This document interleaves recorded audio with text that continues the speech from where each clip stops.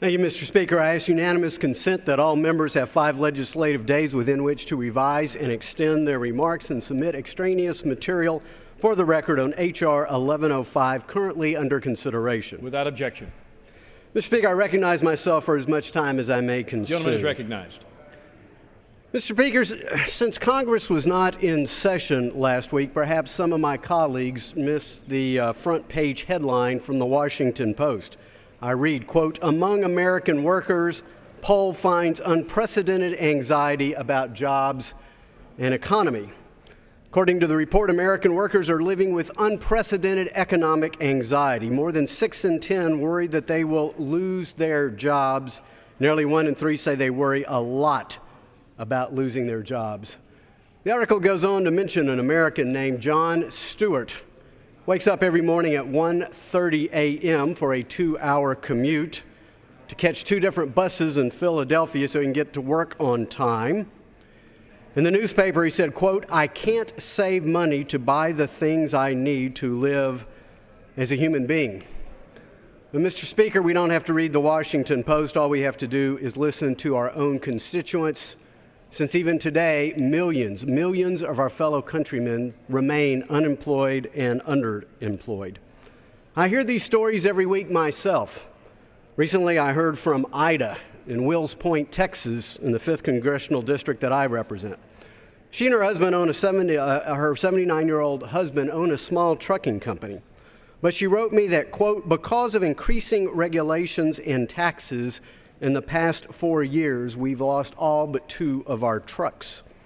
She goes on to write me, "My husband is the only driver right now because I can no longer drive. He drives full-time, 3,500 miles a week most weeks, because we can't live on his Social Security." She says, quote, "We are really stuck in a hole."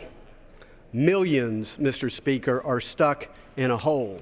Today, we have an opportunity, Mr. Speaker, to do something to help raise many of our fellow countrymen out of that hole of economic anxiety and economic hardship. Today, we have the opportunity to pass H.R. 1105, the Small Business Capital Access and Jobs Preservation Act. I want to commend the bipartisan group of members, 2 Republicans and 2 Democrats, who introduced the bill. Mr. Hurt of Virginia, Mr. Himes of Connecticut, Mr. Garrett of New Jersey, and Mr. Cooper of Tennessee. As chairman of the Financial Services Committee, Mr. Speaker, I want to thank all the members of the committee who came together across party lines to approve the bill. Mr. Speaker, nearly 1/3 of the Democrats who sit on our committee joined with 30 Republicans in supporting H.R. 1105. In short, Mr. Speaker, this is indeed a bipartisan jobs bill. We know that small businesses face an incredible red tape burden. And in fact, a recent survey of the National Federation of Independent Business said that, quote, "Government regulations and red tape are the single most important challenge that small businesses face in creating and preserving jobs." Mr. Speaker, the House is not in order.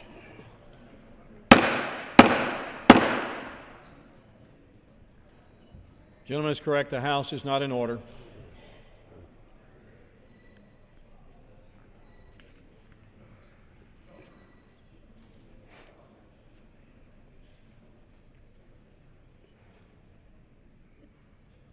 Gentleman may proceed. Mr. Speaker, I heard from another small business person in Grand Saline, Texas, in my district. He said, because of overregulation, quote, "Our business has devolved from one that provides a service for a customer into one that provides that same service as an afterthought while our real efforts go into paperwork." Now, Mr. Speaker, we can debate the relative merits or demerits of the Dodd-Frank Act, but even the primary author himself, former Chairman Frank, admitted that perhaps not every aspect of Dodd-Frank achieved perfection.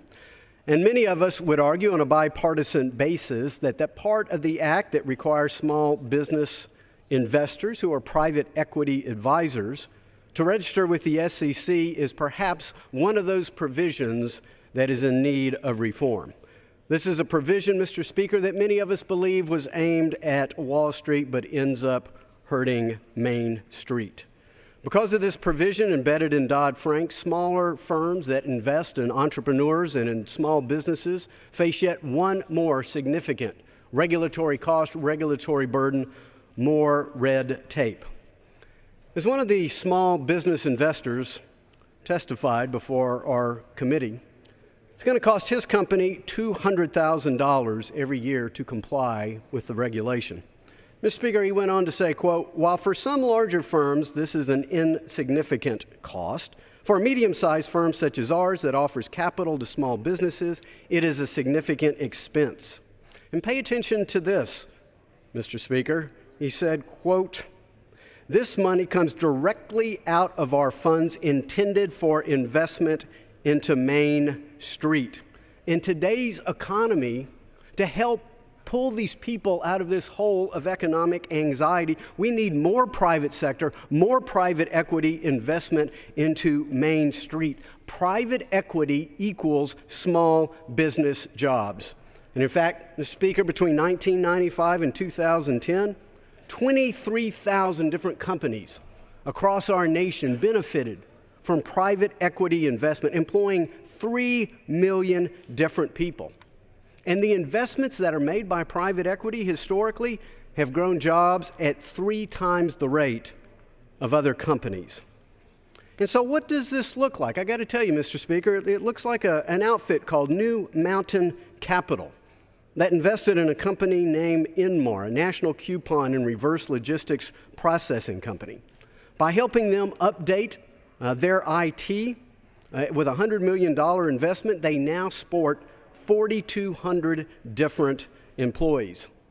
The face of private equity looks like Capital South Partners that invested in a North Carolina firm, Vita Non-Wovens, and now they have 95 employees in High Point, North Carolina, and I should add, parenthetically, another 55 employees in my native Texas. This is the face of private equity. These are some of the small business jobs that are getting created. Now, we may hear from some that this is needed to somehow battle Wall Street, but let me tell you what private equity is not. Private equity is not Wall Street. It's not complex derivative trading. It's not currency swaps, Mr. Speaker. It is not about systemic risk. That is not what this is about. And so, again, this was a provision aimed at Wall Street that unfortunately is hitting Main Street.